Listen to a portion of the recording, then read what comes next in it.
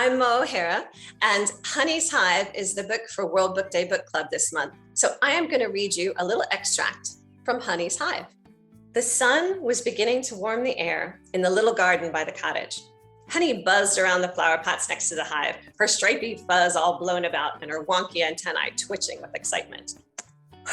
Major Honey to ground control. It looks like a rocky entry, but don't worry. Danger is my middle name, Honey shouted to an imaginary walkie-talkie. Over and out. I should explain. Honey's middle name was not actually Danger. She didn't even have a middle name. Most bees don't. And she was not in any real danger. There isn't much danger you can get into when you're flying 2 feet off the ground. But Honey liked to be, well, a little dramatic. She was supposed to be practicing her flower landings for bee school, but Honey was putting it off, procrastinating. And she knew exactly what that meant because someone was always telling Honey she was procrastinating pretty much every day. Sometimes, when Honey was supposed to be studying hive history, she would really be imagining herself as queen of an ancient Egyptian hive. Sometimes, when she was supposed to be learning an important waggle dance, she would really be imagining that she was twirling pirouettes like a swooping swarm of swallows. Today, she was supposed to be practicing how to land on a flower head and collect pollen, a fairly essential life skill for a bee, but instead, she was picturing herself as the first bee to land on the moon. Honey made her voice sound like an astronaut speaking through a space helmet. One small step for a bee, one giant leap for bee kind. She stepped onto the geranium. In her head, she seemed to glide onto the surface of the moon. In reality, she overbalanced and the flower tipped, sending Honey tumbling antennae first into the dirt. Oof!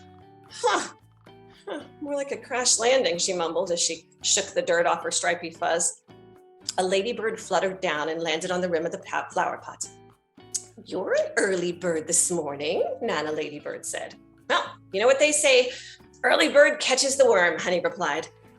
A brown wrinkly worm reared his head up from the mound of dirt in the pot. Bird? Where? Where's the bird? He shouted. Oh, there's no bird. It's just a saying, Honey said. The worm slumped back onto the ground. Phew, he said. That's a very upsetting saying. Sorry, Honey replied as the worm disappeared back into the dirt. Hey, Nana Ladybird, what's the buzz? Anything interesting happened since yesterday? Well, the ants have had about 100 new kids, Nana answered. Congrats! Honey hollered over to a very tired-looking ant walking up her anthill. And Bob the caterpillar has nearly finished his cocoon. Looking good, Bob, Honey called over to Bob. The caterpillar beamed awkwardly and waved several of his legs. And no sign of that spaceman breaking into your hive again, Nana said. Nana, I told you, he's not a spaceman. He just wears that big outfit with the head cover because he thinks it protects him from getting stung. And then Honey leaned into Nana and whispered, we could totally sting him if we wanted to. He's a spaceman, Nana insisted.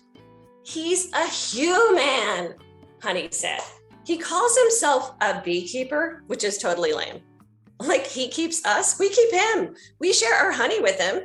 We should call ourselves human keepers. Nana laughed. Anyway, aren't you supposed to be in bee school, Honey?